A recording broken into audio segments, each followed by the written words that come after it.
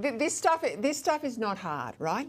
When I was running Abbott's office for 6 years, he did not put a foot wrong.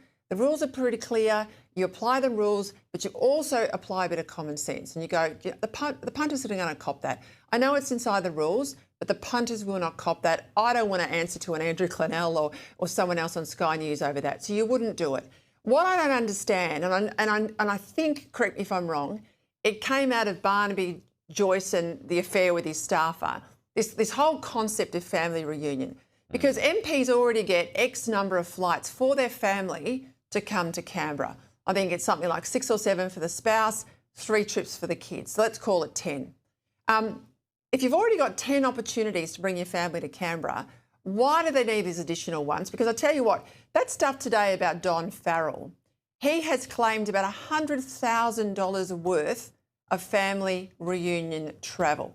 200 publicly funded family reunion flights. These are trips to the tennis, mate. These are trips to the AFL.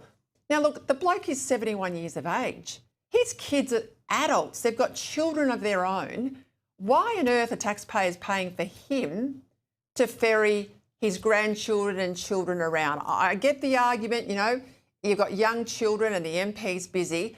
Why on earth does Farrell get that sort of lurk? I tell you what, the military guys don't, the FIFOs don't, journalists like you don't. I think this whole thing about family reunion, I think it's a crop. Staffers? I think the whole Staffers don't get it. The whole thing should be scrapped. Family reunion should be scrapped. Well, they won't do that, but they should, or they should severely curtail it, or they should have it. Definitely not business class flights. I mean, it's crazy, isn't it? There are a lot of people my age who've never had flown business class in their lives. I reckon I've only done it 2 or 3 times in my whole life. So, you know, I mean, the concept that you should have an automatic right because you're the spouse or a child of a MP or minister seems mad. I mean, why politicians, any of them, except maybe the Prime Minister and opposition leader, and I see them in the front there as I head to the back, Peter, why are we paying for business class flights from Sydney to Canberra? It's a flight of half an hour. Do you know how much that flight costs?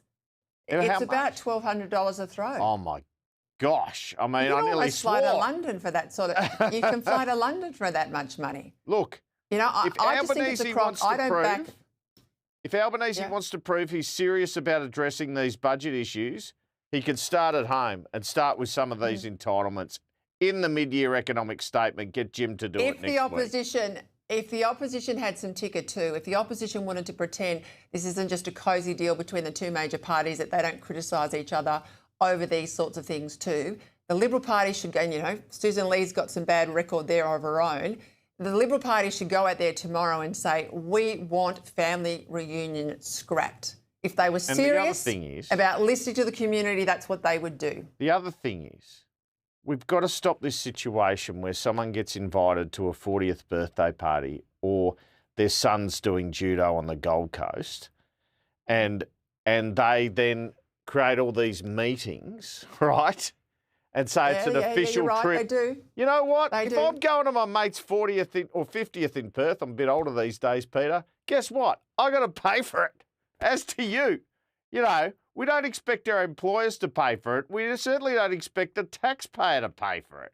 I mean, this stuff is just common sense. She earns $400,000 too. I mean, she earns $400,000. That's 4 times what most ordinary Australians earn. The idea that she can't put her own hand in her own pocket to pay for a flight, I think is outrageous. So I thought about this, and I thought if she pays for it herself, she goes economy, and if she schedules a couple of meetings, she goes business. True, isn't it? It's also the cars and the accommodation, the add-ons, yes, but you're not wrong. You're not wrong. You're not wrong. We'll leave it there. We'll see whether the opposition tomorrow has listened to us here, and I'm going to pursue them on this, though. Let me tell you, looking down the camera here at the Liberal Party, if you had any ticker, you would scrap family reunion. This is absolutely outside where the punters are. I'll leave it there. Thank you, Andrew.